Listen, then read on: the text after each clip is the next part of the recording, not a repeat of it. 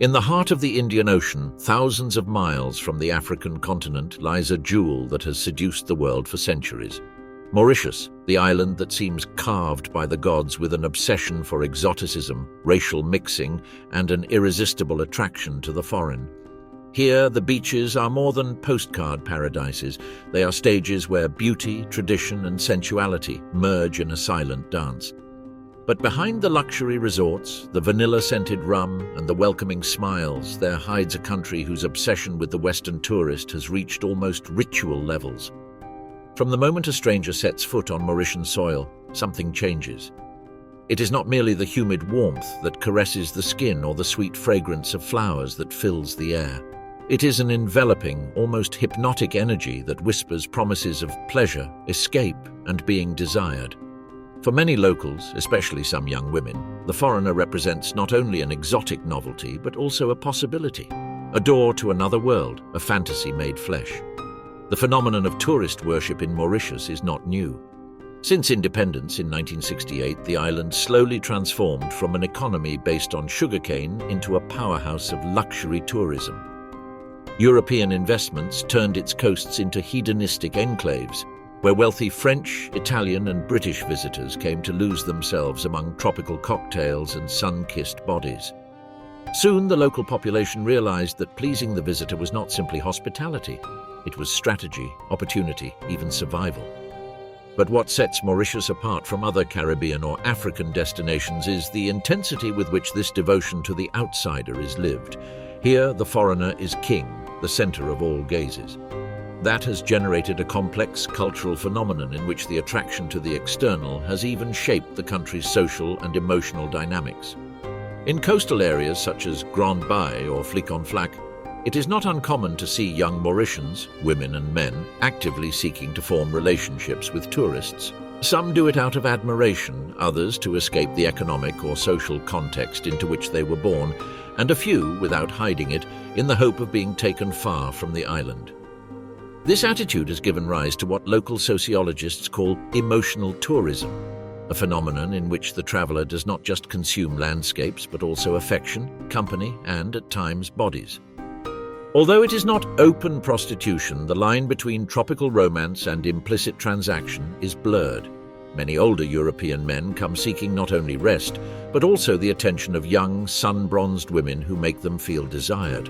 On the other side, some local women, aware of the power of their gaze, their skin, and their charm, perfect the art of seduction with a mix of sweetness, mystery, and carefully calculated submission. But not everything is so simple.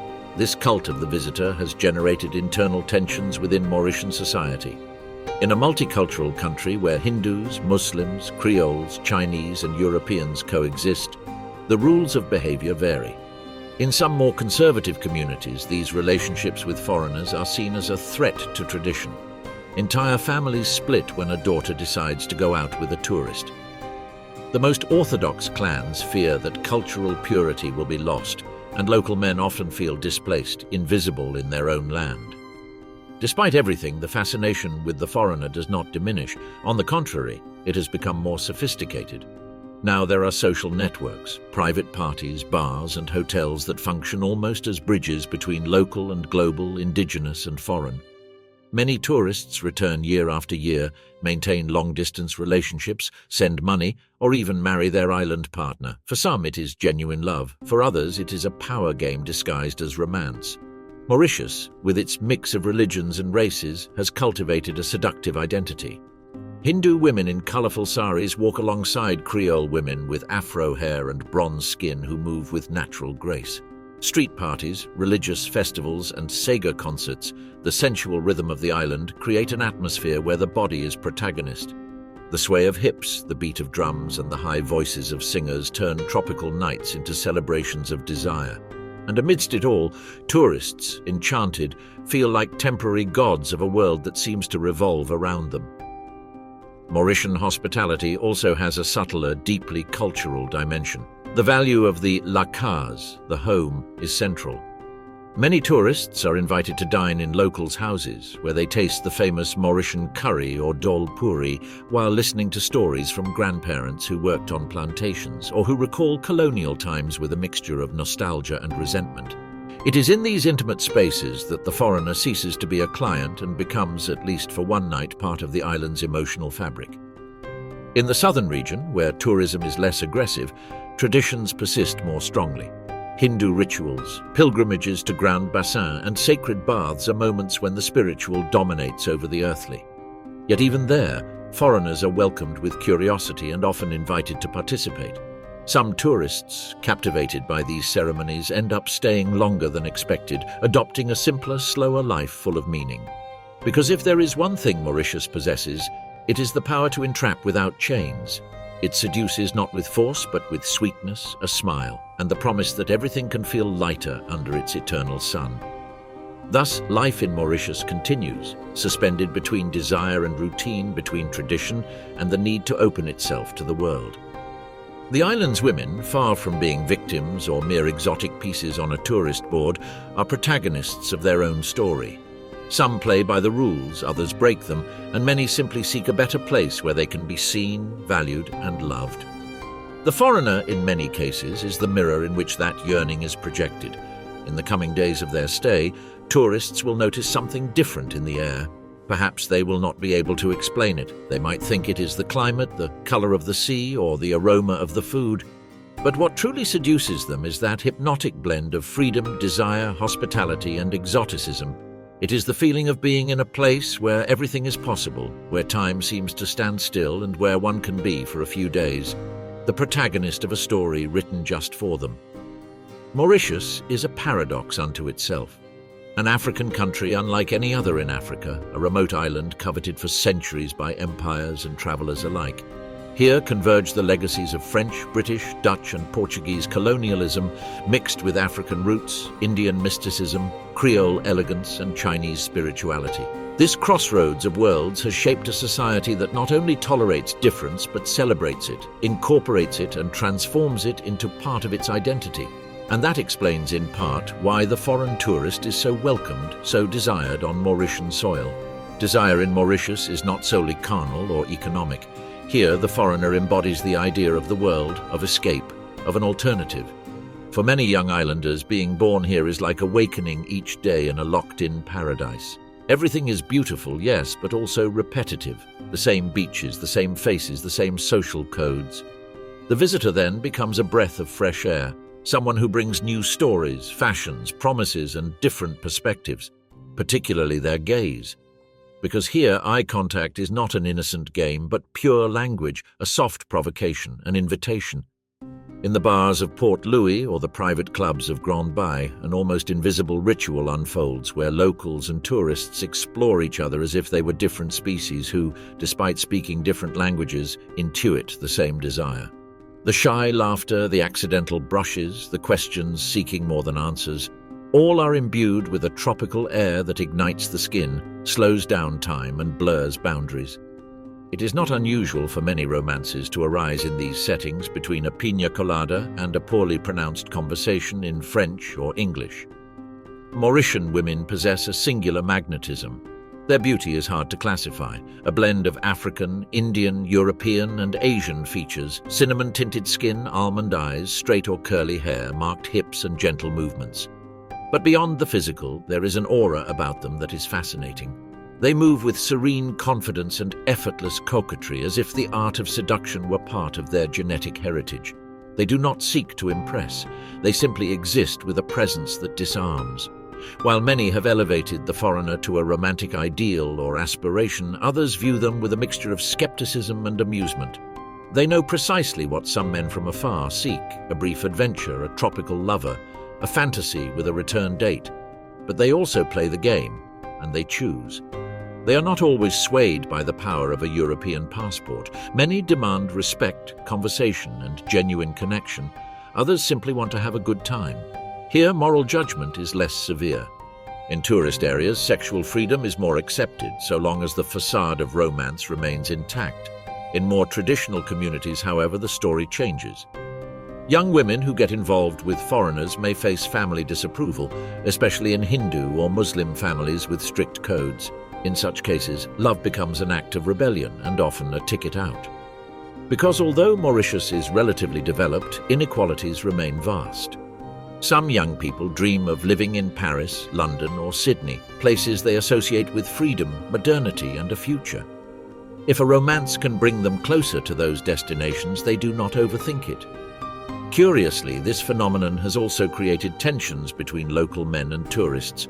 Some Mauritians, especially Creoles and working-class youth, feel displaced, accusing Europeans of stealing their women with euros and an air of superiority they cannot match.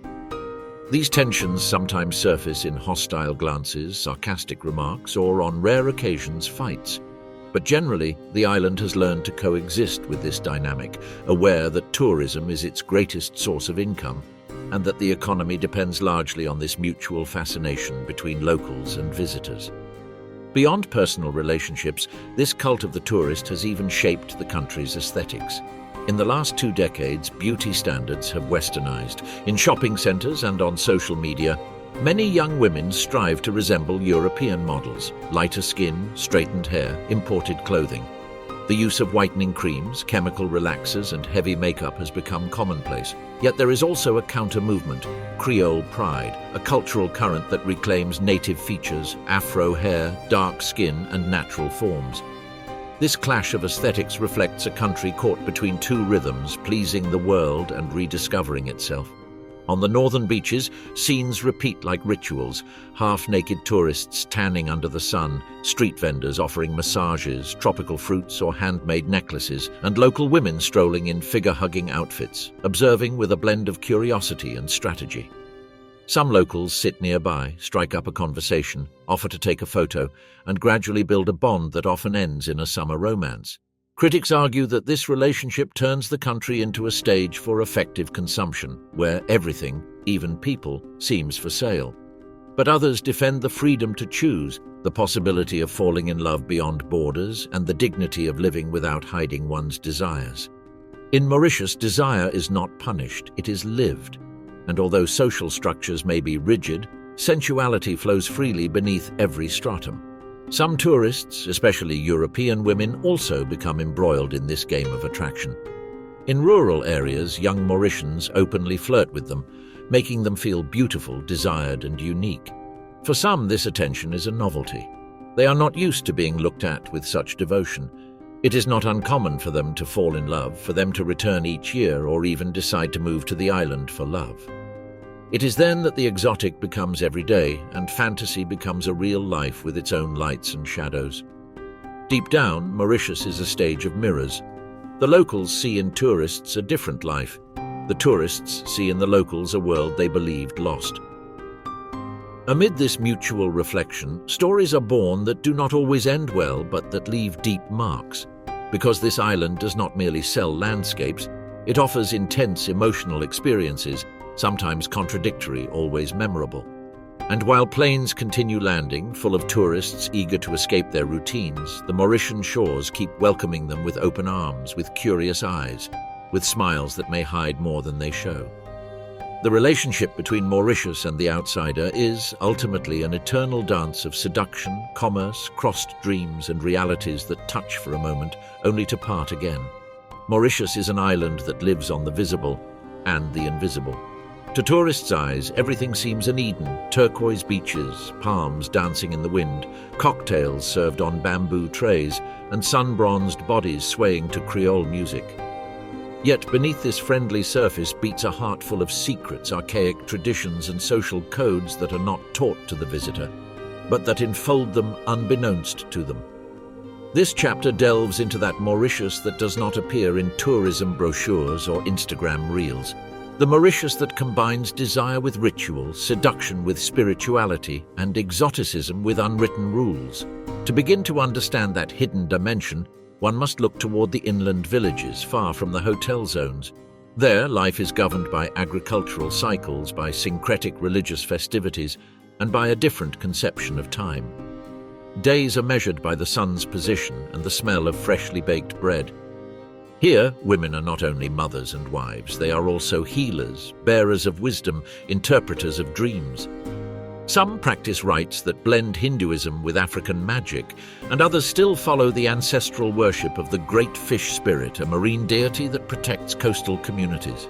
One of the most curious and least known practices of inland Mauritius is the ritual of sweet binding, a secret female ceremony allegedly meant to attract or hold onto a foreign lover. It is done with hibiscus petals, black honey, whispered words before a mirror, and, it is said, a lock of the desired one's hair. Women who perform these acts do not consider themselves witches, but guardians of the oral tradition. They know that love on the island can be fleeting, and so they do all they can to prolong it, to secure it, to turn the ephemeral into something lasting. This blend of magic and eroticism is not alien to everyday life.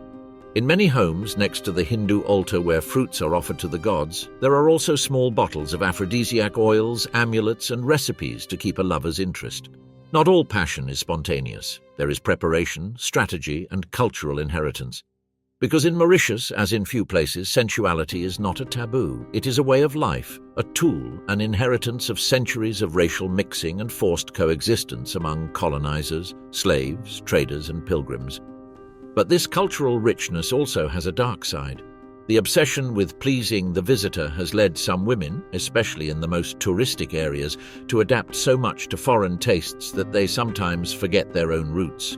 They change their Creole accent for labored English, adopt ways of dressing that have nothing to do with their identity, and begin to see their own bodies as a product, as a passport to another kind of life. It is a hall of mirrors where authenticity dissolves. In parallel, there are private parties organized by some luxury resorts where a hedonistic atmosphere is promoted under the guise of cultural celebration. VIP tourists are invited to exclusive experiences where local youths, carefully chosen for their physical attractiveness, interact very closely with visitors. These parties, often hidden behind names such as Creole Night or Tribal Dinner, function as small universes where caresses, promises, and sometimes travel contracts are negotiated. It is not illegal. It is not explicit. But everyone knows what is being sought. Not all women participate in this game. Many reject it. Others accept it as a legitimate way to earn income in an economy that still suffers structural inequalities. And a few turn it into an art, the art of creating a perfect fantasy for the tourist without losing control of their own story. They master the space, the conversation, the rhythm. The tourist believes they hold the baton, but in reality, they are merely guests in the most subtle theater they have ever entered. And in Mauritius, even pleasure has rules. Although the country is liberal compared to other African nations, there are still religious and cultural tensions that impose limits. Muslim women, for example, live under stricter oversight. They do not usually mingle with tourists, and if they do, it must be in secret. Hindu women, depending on the region, also face restrictions. The Creoles, descendants of enslaved Africans, tend to have the greatest social freedom, and often they are the ones who lead the nightlife in tourist areas. But beyond gender, there is a phenomenon that repeats itself across all sectors: the idealization of the foreigner as a solution. For many families, having a daughter married to a European or a Canadian is not only a source of pride, but of economic salvation. In some neighborhoods, stories circulate of women who left for Europe and now send money home, help build houses, and pay for their siblings' education. This has generated a subtle, almost invisible pressure on young women. Seducing the tourist has become, in certain circles, a strategic act. This does not mean that all ties are marked by self-interest. In Mauritius, there is also true love, sincere affection, relationships born on the sand that blossom in the distance. But even in these cases, the power imbalance is evident. The tourist always has the option to leave. The local, more often than not, does not. Still, Mauritian resilience is admirable. Women, above all, have learned to surf between tradition and modernity, between desire and respect, between attraction to the new and loyalty to their roots. Many study, start businesses, lead communities. Others choose more complex paths, but always with a keen awareness of what it means to be a woman on an island that lives off others' desire. Even in schools, girls quickly learn that the world wants something from them. They are taught to smile, to welcome tourists graciously, to be polite, but also to protect themselves, to safeguard their identity, to not be consumed by others' gaze. Because on this island surrounded by ocean, where each wave brings new promises and dangers, beauty is a blessing, but also a burden. Mauritius has built an economy based on attraction. And in that process, it has shaped its people, especially its women, as ambassadors of a paradise where everything seems designed to please. But like any paradise, it also has its private hell, one that is not seen on the postcards, but that beats behind every intense look, every perfect smile, every untold story. Mauritius is much more than a tropical postcard. It is a territory where the tensions between pleasure and need, between tourism and identity, between the local and the global, intertwine each day under a sun that seems eternal. And although the story of its attraction to foreigners has been a constant in previous chapters, to fully understand this island, one must also delve into its deepest contradictions. Because one cannot grasp the sensuality of Mauritius without understanding its fragility. Tourism, which represents more than 20% of Mauritius's GDP, has turned the island into a laboratory of desire. Each year, more than 1 million tourists set foot on its beaches, many seeking more than rest. They seek escape, exoticism, stories they can tell later as if they were secret adventures, and the island, with its warm people, its mixed culture, and its overwhelming nature, responds to that desire like a skilled lover, without giving too much, but always leaving one wanting more. However, this logic has also generated dependency. In the areas most affected by the tourist model, young people no longer want to be farmers, fishermen, or artisans.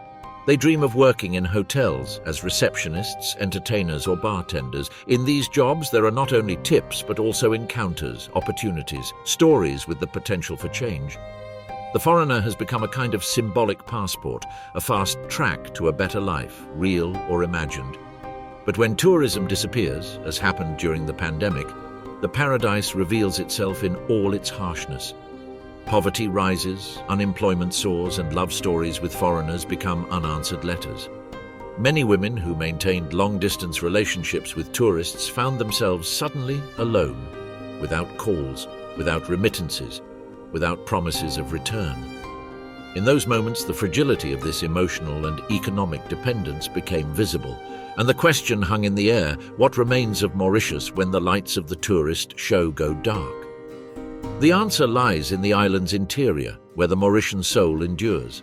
In rural villages, life follows a different rhythm. Grandmothers still cook with charcoal, children play barefoot among sugarcane fields, and women organize spiritual ceremonies at sunset.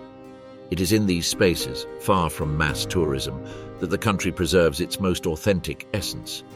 Here, sensuality is not in flirtation, but in the way a papaya is cut, in the delicate gesture of serving tea, in the religious chants that fill the air at dawn. Spirituality, in fact, is one of the invisible pillars of life in Mauritius. It is not uncommon for the same family to practice several religions at once, the father Hindu, the mother Catholic, the children influenced by Islam or Buddhism. This syncretism has generated a unique kind of tolerance, a coexistence where differences are not only respected but integrated. There are religious festivals every month: Holi, Diwali, Eid, Christmas, Chinese New Year, each celebrated with intensity regardless of the faith of the participant. And each of these rituals is, at heart, crossed by a sensory code: lights, aromas, flavors, music. Everything is a feast for the senses. In the southern processions, for example, the faithful walk barefoot over burning coals while singing and dancing in a trance. Women, dressed in intense colors, throw flowers into the sea to ask protection from the goddess Ganga. Drums thunder, bodies tremble, and tourists, if they are respectful, can witness scenes that seem pulled from a dream. But here the spiritual is not at odds with the sensual. On the contrary, they often merge. Religious ecstasy smells of incense, but also of damp skin. The religious and the carnal share more than one might think. And it is that ability to unite opposites that makes Mauritius such a hypnotic place. Here, desire is not hidden. It is celebrated, negotiated, ritualized, and at the same time it is spiritualized. All that is physical is laden with symbolism, and all that is symbolic is imbued with pleasure. Women know it, men sense it, tourists feel it, even if they do not always understand it. The phenomenon of mixed marriages is a clear example of this alchemy. Each year, hundreds of couples made up of Mauritians and foreigners decide to formalize their relationship. In many cases, marriage is a blend of love, strategy, and shared fantasy. Beach weddings take place in tropical attire without fully understanding the cultural consequences of uniting two such different worlds.